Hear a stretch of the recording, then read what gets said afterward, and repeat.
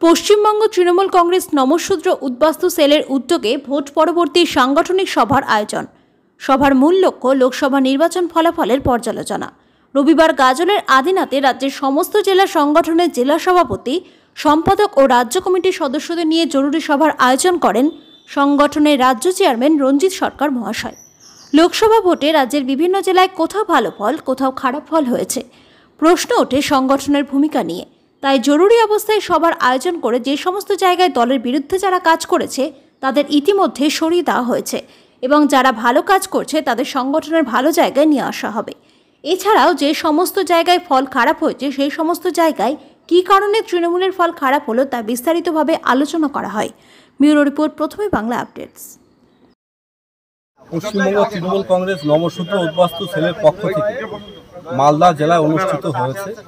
সারা রাজ্য থেকে যারা সংগঠনের জেলার সভাপতি এবং সম্পাদক, রাজ্য কমিটির সদস্য সবাইকে নিয়েই নির্বাচন পরবর্তী যে আলোচনা, সেই আলোচনার জন্যই আজকে আমাদের এখানে আমরা সকলে উপস্থিত হয়েছি।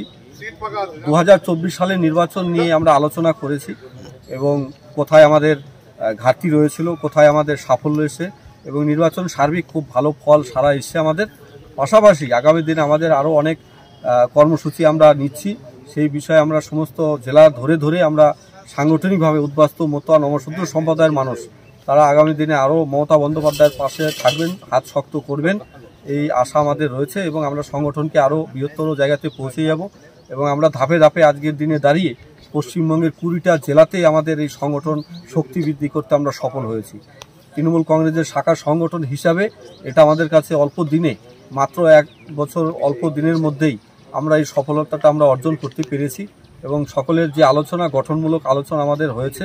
পাশাপাশি যে কয়েকজন যারা সাংগঠনিক বা যারা সংগঠনে থেকেও ভালো কাজ করেনি, যারা দল এবং সংগঠনের বিরুদ্ধে ছিল, তাদের বিরুদ্ধে চরম ব্যবস্থা নেওয়ার জন্য মুখ্যমন্ত্রীকে এবং অভিষেক বন্দ্যোপাধ্যায়কে আমরা আগামীকালকেই চিঠি করছি সবার অনুমতিতে এবং সবাই যারা আমরা এখানে আজকে উপস্থিত রয়েছি তাই সার্বিকভাবে যে যাতে তাদের দল থেকে আমরা সরিয়েও দিয়েছি অলরেডি, যাতে সংগঠনে তারা ক্ষতি না করতে পারে এবং আগামী কর্মসূচি নিয়ে আমাদের আরও পর্যালোচনা রয়েছে। আজকে বৈকালিক সময়ে আমাদের একটা সেশন আমাদের ইতিমধ্যে সমাপ্ত হয়েছে, আরেকটা সেশন আমাদের আলোচনা আর কিছুক্ষণের মধ্যে শুরু হবে।